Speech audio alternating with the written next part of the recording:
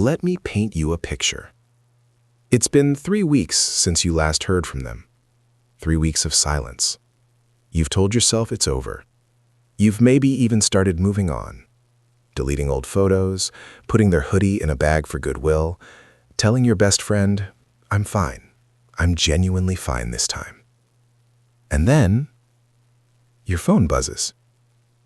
It's them. Not a text that says, I miss you. Not a phone call where they pour their heart out. It's something smaller. Something almost easy to dismiss. Maybe they reacted to your Instagram story with a fire emoji. Maybe they sent you a meme you both would have laughed at 6 months ago.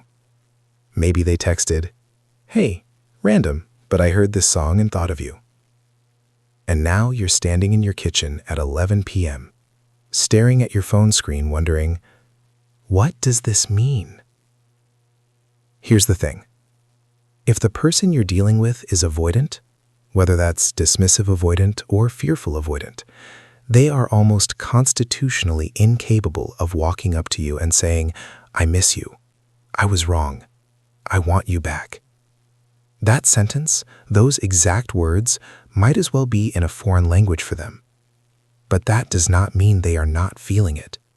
In fact, and this is the part that trips everyone up, they might be feeling it so intensely that it's disrupting their life, and you have absolutely no idea. Today, I'm going to walk you through every major sign that an avoidant is longing for you, missing you, craving your presence, even when they're doing everything in their power not to show it. And by the end of this video, you're going to have a completely different lens for reading their behavior.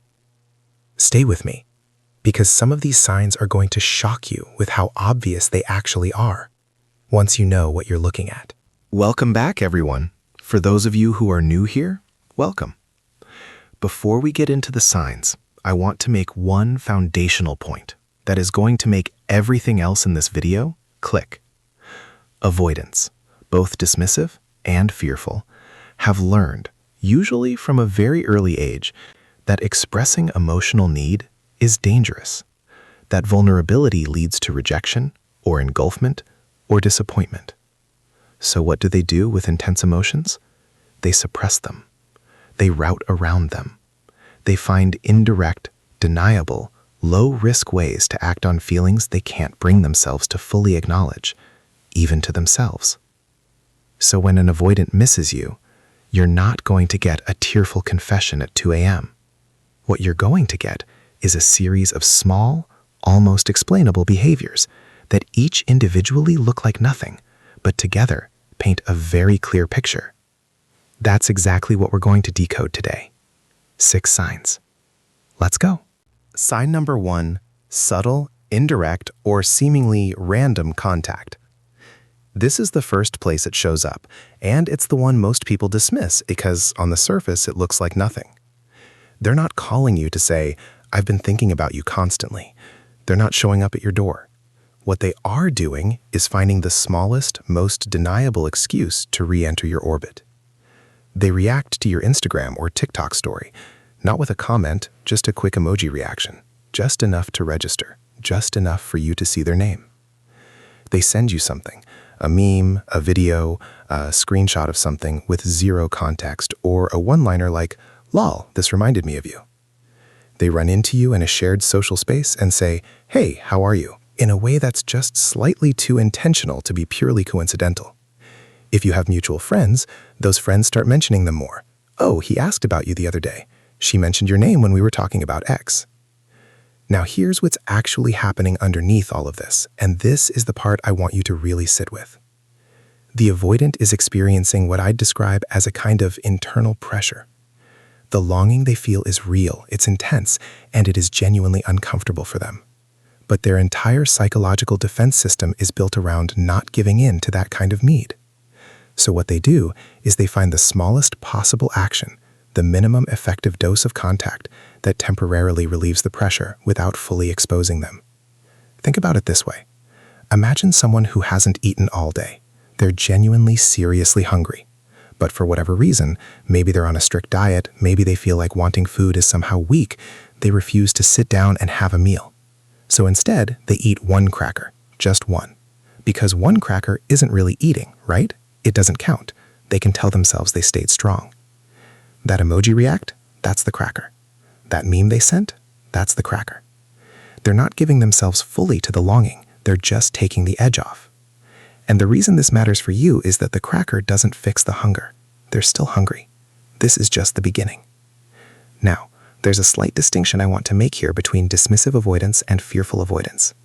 Fearful avoidants, who tend to have more anxious energy mixed in with their avoidance, are more likely to be actively testing the waters with these small contacts, checking to see if you'll respond warmly, gauging whether re-entry is safe. Dismissive avoidants are often less strategic about it. They're acting on impulse, trying to scratch an itch they don't fully understand yet. But in both cases, the underlying driver is the same. You are on their mind, and they are trying to do something about it without doing something about it. Sign number 2. Communication that becomes frequent or shows up at unexpected times.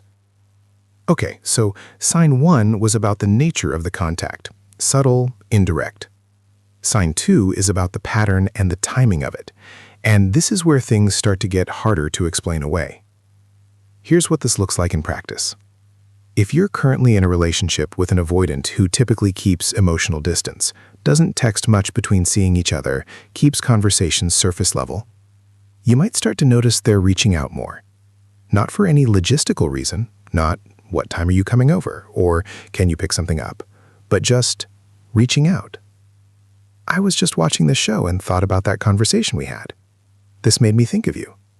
I don't know why I'm texting you this, but..."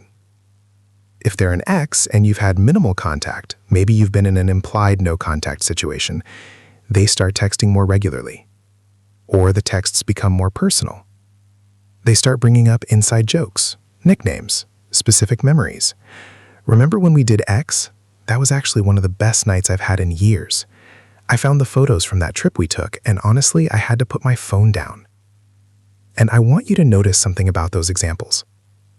Notice how they're all anchored in shared history. They're not creating new content. They're excavating. They're reaching back into the archive of your relationship and pulling out the moments that made you, you to them. Here is what's going on psychologically. When an avoidant has been suppressing longing for a significant period of time, weeks, sometimes months, that emotion builds. It doesn't just sit still. Suppressed emotion has momentum, and at a certain point, it starts finding outlets.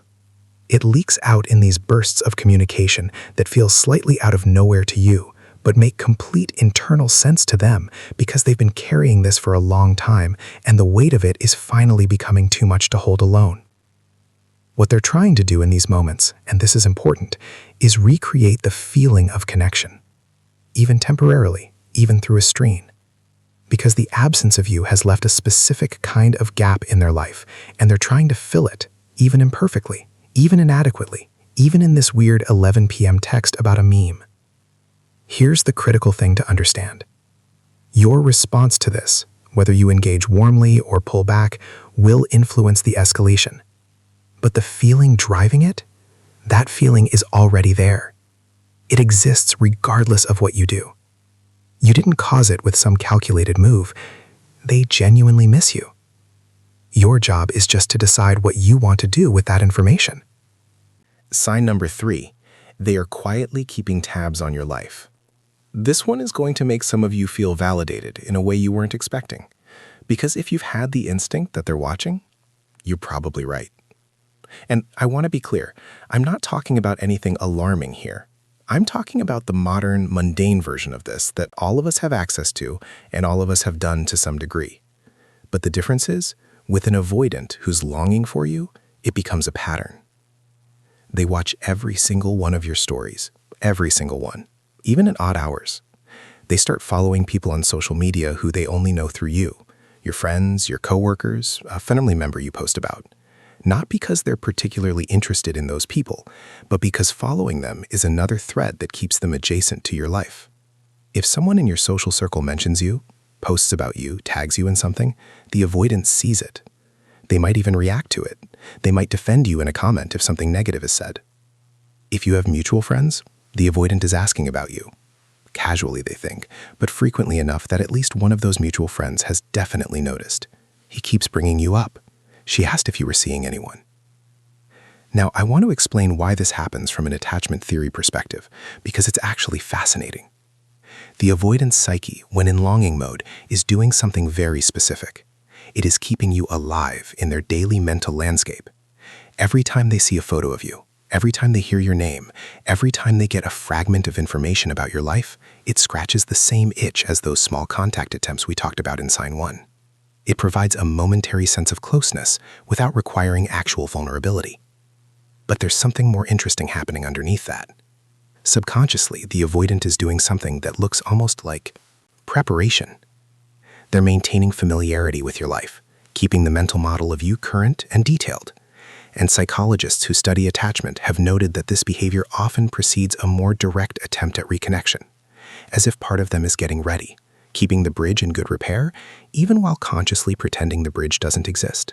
Sign number 4. You keep coming up in their conversations, and you're not even there. This one is especially significant because it's happening entirely without you, and you only find out about it secondhand, which means it's the least performative of all the signs. This is not them trying to get a reaction from you. This is them not being able to stop. Mutual friends start looping you in. I ran into him the other day, and honestly, you came up 3 times. She talks about you a lot, like a lot. And the avoidant, if confronted about this, will often deflect. Oh, I was just saying, it wasn't a big deal. I don't know why they told you that. Because in their mind, they're not doing anything. They're just talking. They don't fully register how often you appear in their speech. But it goes beyond friends. You might notice they ask very specific questions about your life when they do talk to you. Not, how are you as a social nicety, but, are you still doing X? Or are you still hanging out with so-and-so? Or the one that almost always has a specific motivation behind it. Are you seeing anyone? That last question deserves its own moment. When an avoidant asks you directly if you're dating someone new, they are rarely just making conversation. That question has weight. There is something at stake for them in your answer, even if they won't admit it. And here's what I want you to understand about this stage specifically. When an avoidant has reached the point where you are appearing in their conversations regularly, not occasionally, not once in a blue moon, but regularly, that is usually a sign that the longing has crossed a threshold. It's no longer something they're successfully managing internally. It is now affecting how they move through their day, how they interact with people, what comes out of their mouth when they're just talking normally. You are, in the most literal sense, on their mind. This is typically the stage that immediately precedes something more overt. Either they're going to escalate to one of the next 2 signs, or they're going to have a moment of avoidant self-protection where they overcorrect, pull back, and go cold again. If you see this sign followed by sudden silence or distancing, don't be confused. That silence is often the sound of someone who got too close to something real and scared themselves. Sign number 5. They show you, or someone close to you, genuine vulnerability or regret. This is the sign that hits different because it's the one that breaks through the avoidant's most fundamental defense, the wall. Here's what it might sound like. I messed up. I know I messed up. You were different from everyone else. I didn't see it until it was too late. I think I pushed you away, and I don't even fully know why I did that. I've been a lot lonelier than I thought I would be. I keep thinking about what I could have done differently. These are not casual statements. For an avoidant, saying any version of these things, even to a mutual friend rather than directly to you, represents a significant crack in the wall. Avoidants build their entire emotional architecture around not needing people, around the story that independence is safety and detachment is risk. Admitting regret about losing you directly contradicts that architecture. It is, for them, enormously uncomfortable.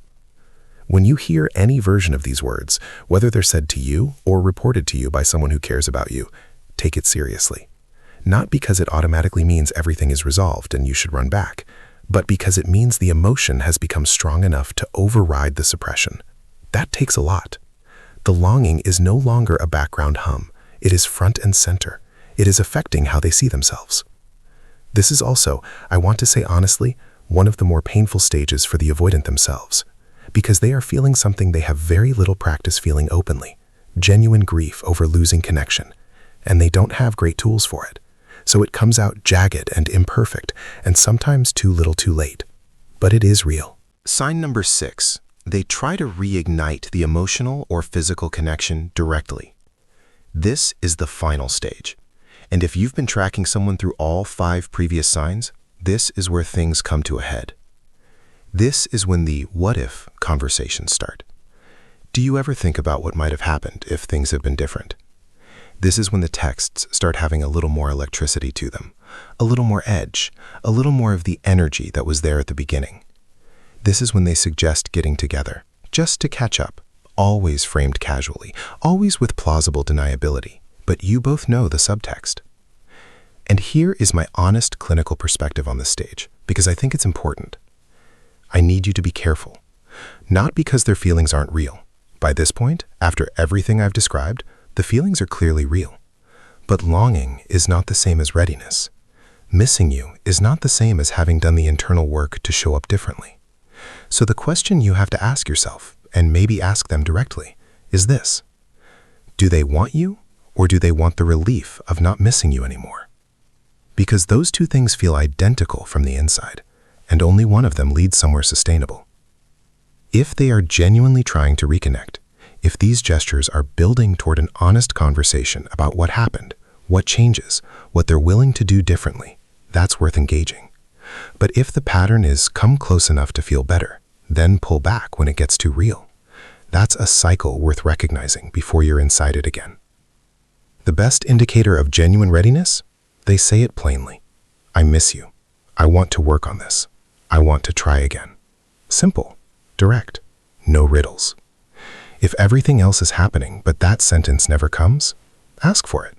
You deserve an answer, not a performance. Okay, let's pull this all together.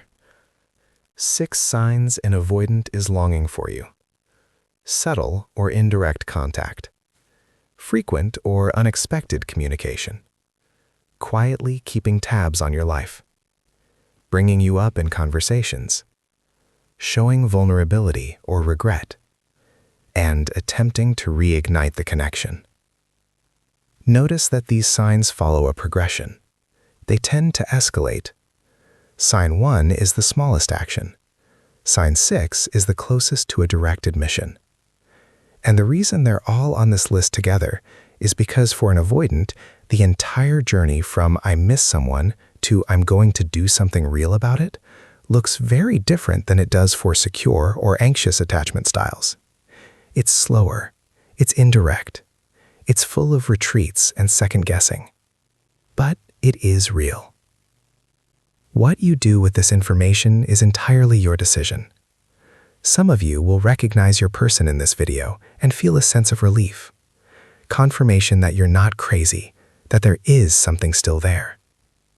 Some of you will recognize this pattern and decide you've been on this ride enough times to know where it ends.